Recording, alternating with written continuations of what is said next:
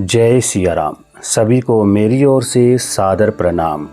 कलश के ऊपर नारियल का मुख कैसे रखें, इस विषय पर आपके बहुत से प्रश्न आ रहे थे, जिसका उत्तर देने के लिए आपके समक्ष प्रस्तुत हुआ हूँ। सर्वप्रथम जानते हैं इस विषय पर शास्त्र प्रमाण। अधोमुखम शत्रु विवर्धनाय ऊर्ध्वस्य वक्त्रम बहुरोग वृद्ध्यै प्राची मुखम वित्त विनाशनाय तस्माच्चुभम सम्मुख नारिकेलम।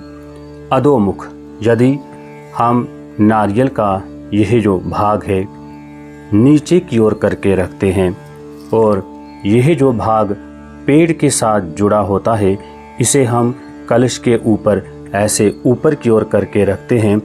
अधोमुख होने के कारण यह शत्रुओं की वृद्धि करने वाला होता है, अर्थात इस तरह कलश पर नारियल रखने से हमें शत्रुओं की वृद्धि होती है।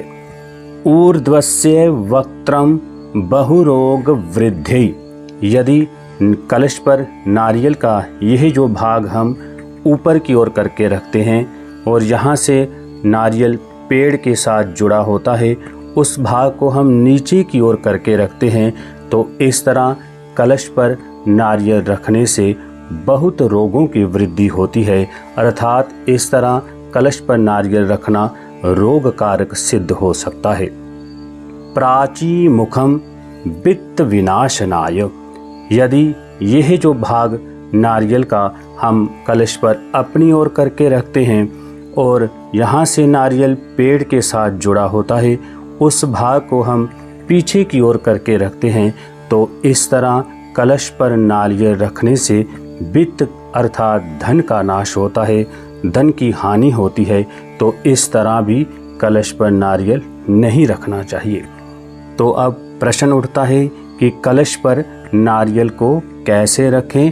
तस्माच्चुभम सम्मुख नारिकेलम, अर्थात यह जो भाग आप देख सकते हैं नारियल का, यहाँ से नारियल पेड़ के साथ जुड़ा होता है, तो इस पेड़ से जुड़े हुए भाग को यदि हम अपनी ओर करके रखते हैं, अर्थात यहाँ पे कलश रखा है, उस पर इस पेड़ के साथ जुड़े हुए भाग को अपनी ओर करके इस तरह आपने कलश पर नारियल रखना है और जो उसका दूसरा भाग है वह पीछे की ओर हो।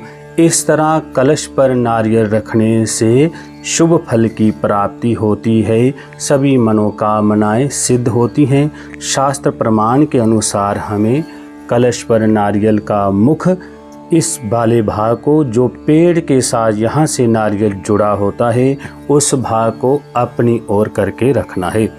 इसके विपरीत अन्य दिशाओं में नारियल को रखने से शत्रुओं की वृद्धि, रोग की वृद्धि और धन की हानि होती है।